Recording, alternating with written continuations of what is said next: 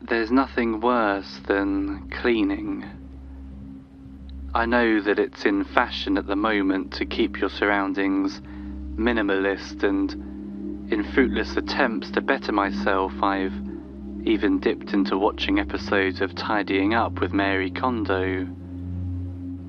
The truth is, I just enjoy existing amongst my own stuff. Some would label me a hoarder. I'm not a fan of that word. I like to keep mementos of occasions, sure, and I'm unable to throw away clothes I haven't worn in months or even years. But you never know when old fashions will become relevant again. In a way, I'm saving money by not throwing them out and repurchasing the same style in 10 years' time.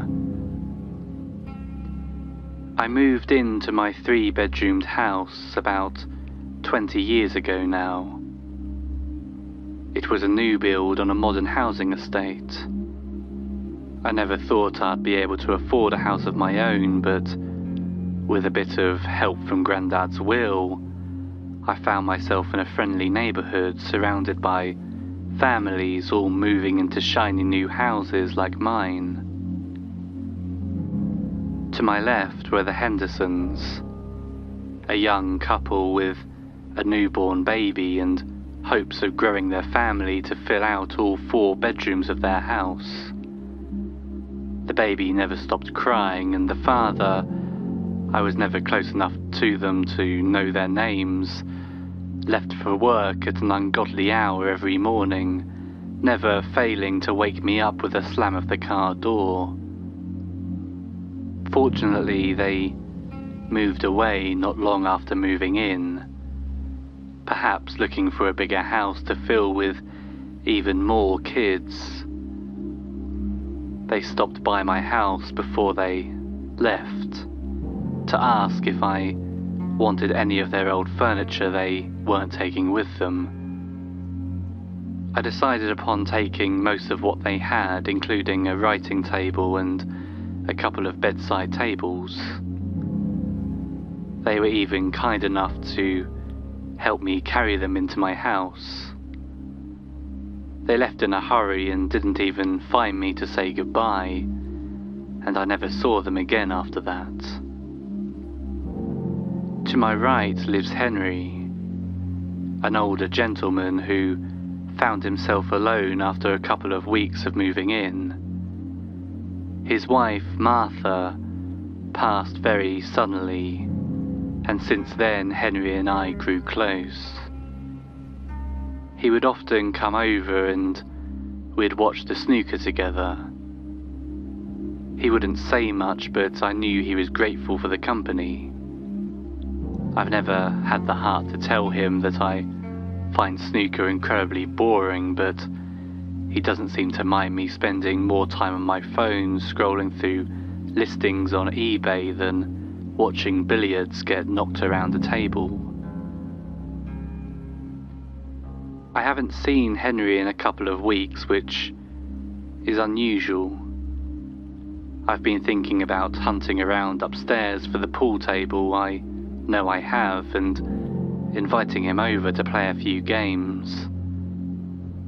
It may seem odd to you that I'd have to search for something as large as a pool table, but you have to understand it was a long time ago that I bought it, so it's probably somewhere close to a wall upstairs, and I haven't been able to touch the walls of most of my rooms in the last 10 years.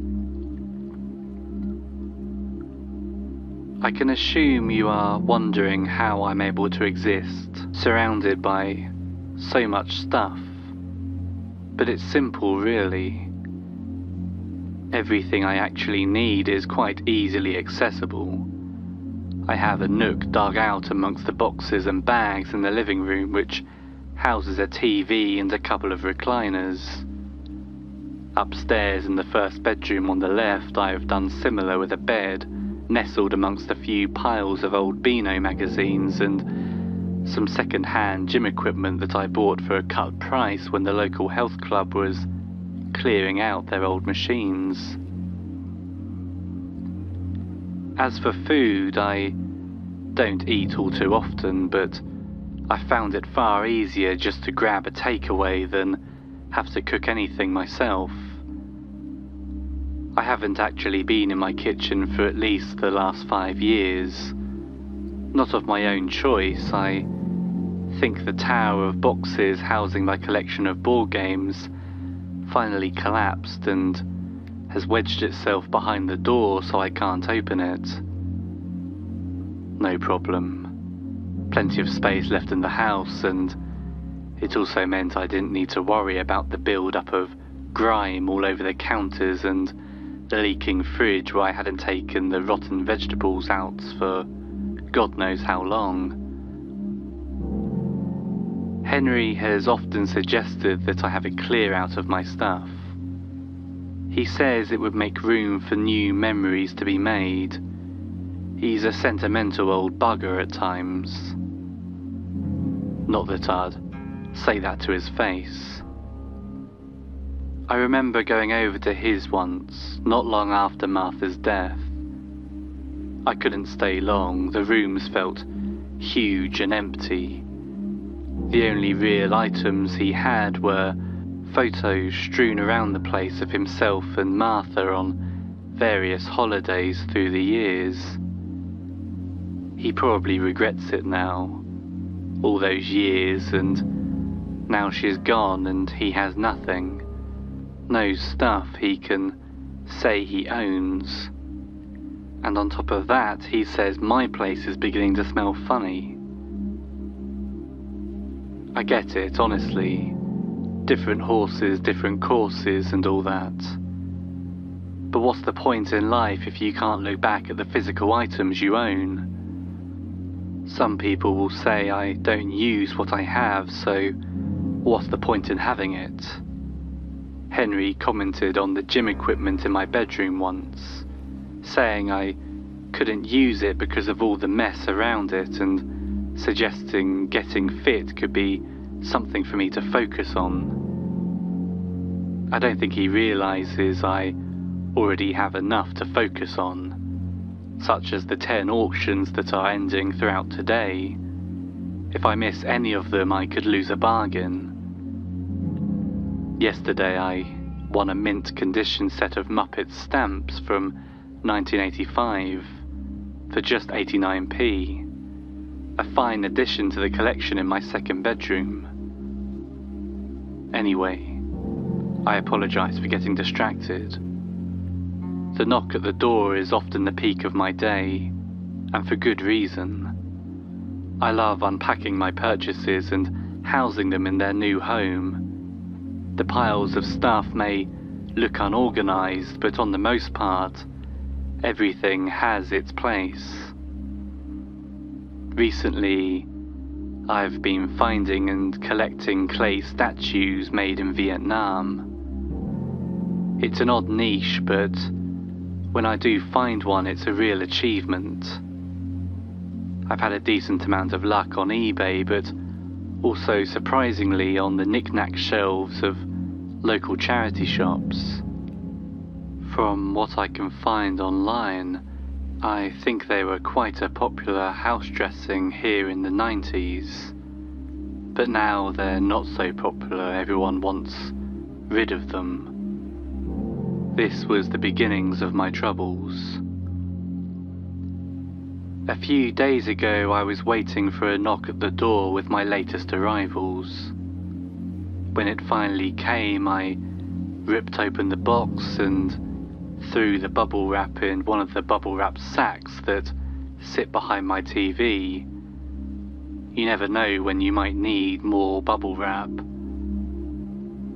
I held the 4th member of my collection in my hands, observing her intently for any damage not mentioned on the listing. Her name was Sak Hon, which roughly translates to cleaner or the cleaner. From the brief bit of Wikipedia I read about this design, It was believed she was supposed to bring healing energy to the home, keeping it tidy and free of mess. She was about the size of my forearm, a dirty brown colour with streaks and blotches of black all over. The details were crude and almost amateurish. She wore a gown with a large pocket on the front, had her hair tied in a tight bun made from smaller strands of clay, and held a bent broom between her mismatched square hands. It was odd to think that these things were apparently the height of trends in the 90s and would have a place in most homes as decor. I decided to leave her along with the others in the collection on the floor next to the TV. That way, when I had them all, I could pack them up together and slide them away in the downstairs bathroom, which is where I keep most of my collectible figures and busts. The rest of my day went as normal. It was only when I woke the next morning that I started to notice something strange around the house. As I came downstairs, I found the kitchen door ajar. I double-took as I walked past before prodding it further open with an outstretched pinky finger. It opened as smoothly as the day I moved in, and to my shock, I could quite clearly see not only the now clean fridge and counters, but also the walls. The stacks of boxes and bags, which I know were piled to the ceiling, were now gone and replaced with one much smaller box left on the kitchen table, which I could have sworn buckled under the weight of my collection of owner workshop manuals for cars I did not own. Approaching the box, I found a note left on top which simply read, "Keep it clean." Looking around the now empty kitchen, I could feel my heart pumping in my stomach. It felt like my very reason for being had been sucked from beneath me. The board games, the manuals, I'm pretty sure my collection of cassette tapes resided in here too. They were all gone. I looked out of the kitchen window expecting to see a pile of boxes and bags on the street outside, but there was nothing. Returning to the box, I ripped it open to find a handful of items. A cassette my dad had given me of No More Heroes by the Stranglers, a crusty-looking box of Monopoly which I'm pretty sure was also from my childhood, and a book of photos from a family holiday. I felt my heart sink even further as I sat down, my mind running over all the things that once lived in this room but had now vanished. This had to be the work of Henry. My fists were clenched tight as I thought about how someone I considered a friend would do this to me after I had sacrificed so much of my own time to compensate for his dead wife. The rage built inside me until I finally listened to a more reasonable self. Henry was a pensioner, frail and old. Was I really going to believe that he broke into my house in the dead of night, somehow managed to prise the jammed kitchen door open and then proceed to remove all my things before finishing with a deep clean of the kitchen, and not forgetting the repair job on the table? No. This was more than likely a dream or a nightmare. I sat more calmly now, assuming to see slimy beasts or hollow-eyed pigmen approaching the window before I woke up, but nothing happened. Usually dreams aren't as detailed or linear as this, but I'm no expert. I got up and decided to go about the rest of my day. I plodded my way to the living room and fell into my recliner, looking around at the bags of unworn football shirts and littered takeaway packagings. Turning on the TV, I saw Sakhon sat there, right in front of the screen.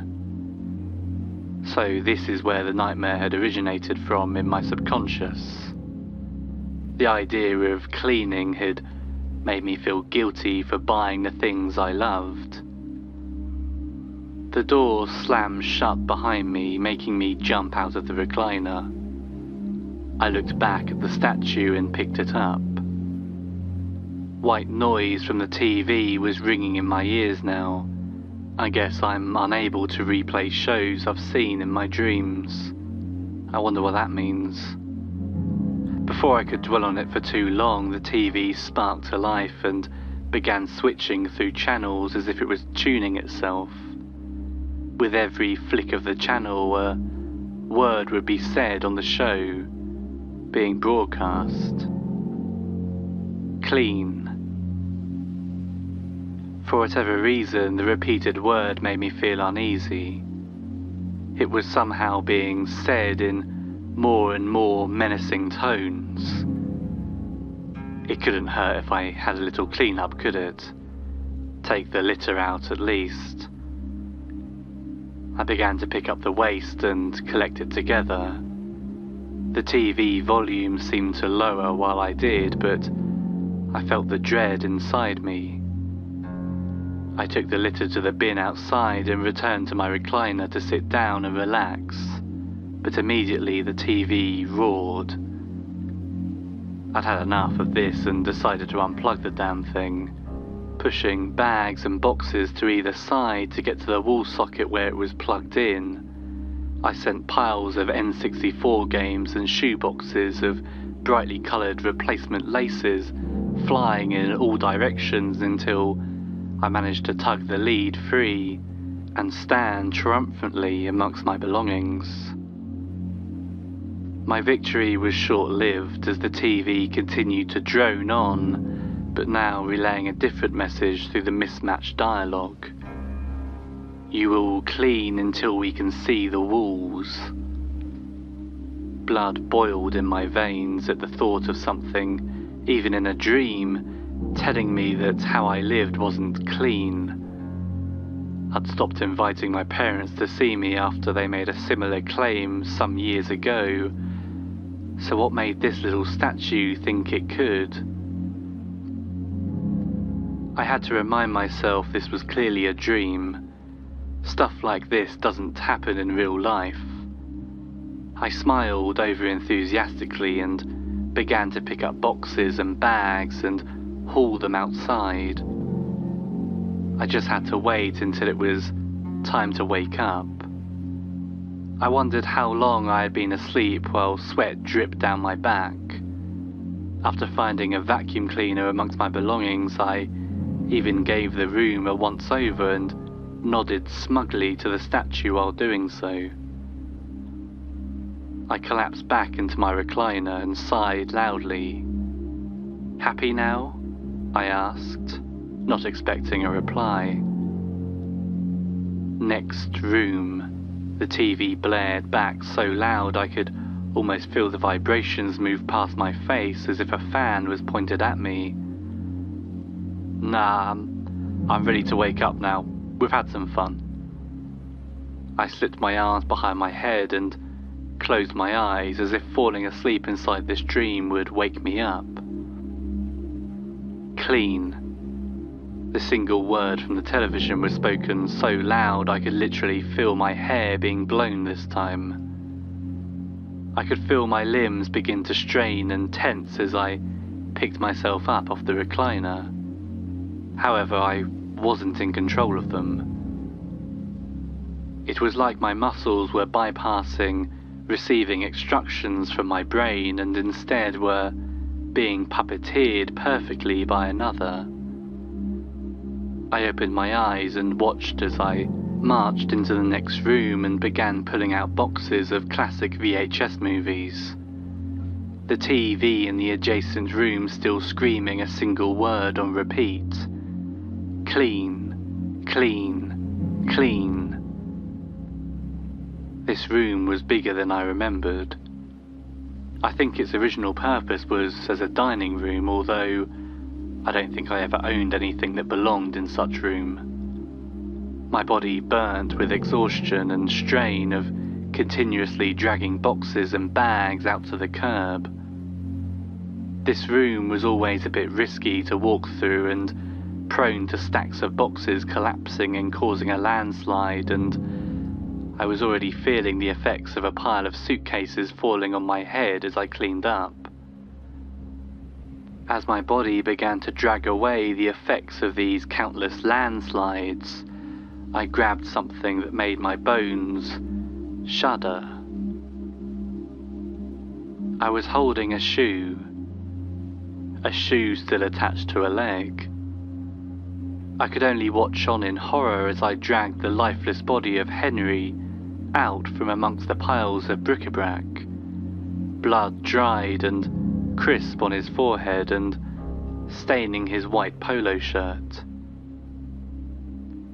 I heard screams and was helpless to react or explain as I dragged him onto the curb with the rest of my belongings. A crowd had gathered around my mountain of items, some of which were beginning to help themselves to Blu-rays, books and clothes. Henry must have fallen beneath one of these trinket landslides on his way out of my house a couple of weeks ago. I do remember him leaving without saying goodbye, but that wasn't abnormal for him. I'd been living with his body without even realizing. My hands were starting to crack and bleed now as various cleaning products and bleaches caught beneath my nails. I was helplessly scrubbing the floor when the police arrived, an attempt against my will to clean the blotchy red stains from the cream carpets. It surprised me how clean the floors were, considering I hadn't seen them much since moving in. The house almost resembled a model home now that all my stuff was gone. I couldn't speak when the police arrested me, although I tried my best to do so. They questioned me about Henry, but I was still trapped in Sakon's trance. I'm honestly still just waiting to wake up. A few hours into questioning and new names were brought up. Adam, Leanne and Alex Henderson. Apparently the bodies of a man, woman and child were found upstairs, crushed beneath a writing table and a couple of tons of stone decking tiles, which I'd been keeping in case I ever wanted to have an outdoor seating area. The good news is, I have finally started to be able to talk and move again, but the only word I can say is clean, and the only movement I can make is that of a broom sweeping. These psych ward floors have never been so clean, however. My doctor told me it would be good to write my story down so I can come to terms with what has happened. So that's what I'm doing right now in one of my allotted computer breaks. Don't buy 90s statues from Vietnam. Thank you for listening, and if you enjoyed this video, please remember to subscribe to the channel and like the video, as it helps more people to find it. Join me for live streams on TikTok several times a week. You can find my profile in the description, or just search Bad Dream Baby. And if you'd like even more content, consider subscribing to my Patreon account, linked in the description. Until next time, good night.